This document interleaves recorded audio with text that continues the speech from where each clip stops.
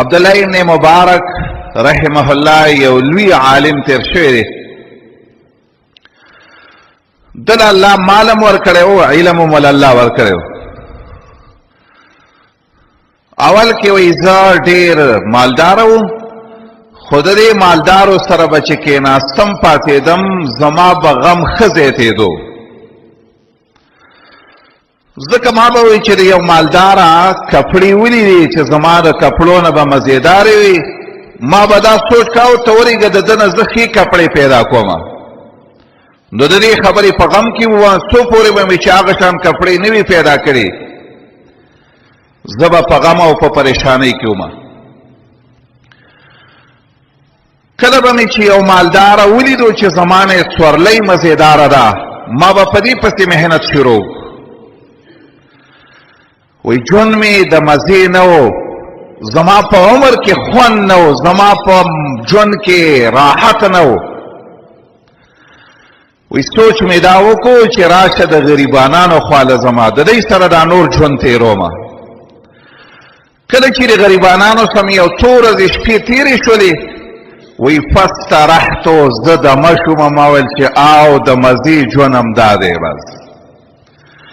ځکه ما چې هغې ورته وکتلې او هغې چې کم سکون وله رب العالمین ورکړی و، کم اطمینان وله ورکړی و، او ما چې هغې ته حال ته مې وکتل، نو زه ایله د ژوند په خوند باندې پوه شوم.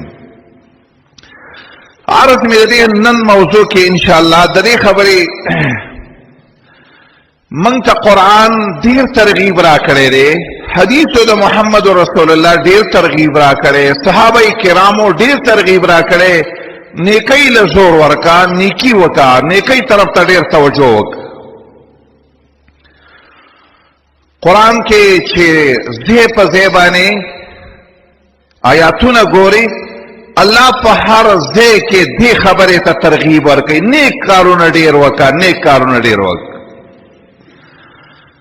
ما چې کوم آیات تلاوت کړی د دې په اول کې داسې وایي ولکل وجهة هو موليها فاستبقوا الخيرات.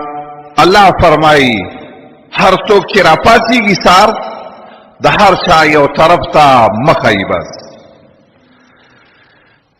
د چا دا سوچي چې نن به په بازار کې کم قسم تجارت زیات وکړمه، د چا یو د ځمکې د آبادولو سوچي چې نن به زه کم ذمېداره کومه چې زما فصل زیات شي. د هر چا یو توجه ده، د چا کالج طرف ته توجه وي، د چا سکول طرف ته توجه وي، د چا مندر طرف ته توجه وي، د چا مدرسې جماعت طرف ته توجه وي.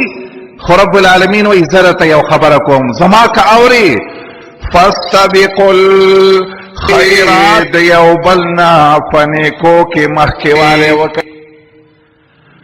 داسې لږ سوچ وکړه، نن سهار چې مثلا ته راپاڅېږي، سبا ورځ مثلا ته راپاڅېږي، داسې ذهن کې داسې کېده وه چې نن به زه د هر یو کس نه په نیک عمل کې مخکې ځمه.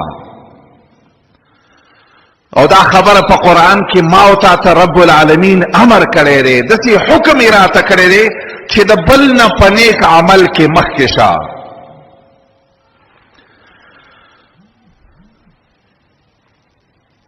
دې آیات کې داسې وایي، لږ وروسته بیا داسې وایي سورت آل عمران کې وسارعوا إلى مغفرة من ربكم وجنة عرضها السماوات والأرض. یہ ایمان والاو، یہ مومنانو، د یو بل نه تیز شئ په کولو د نیک اعمالو کې.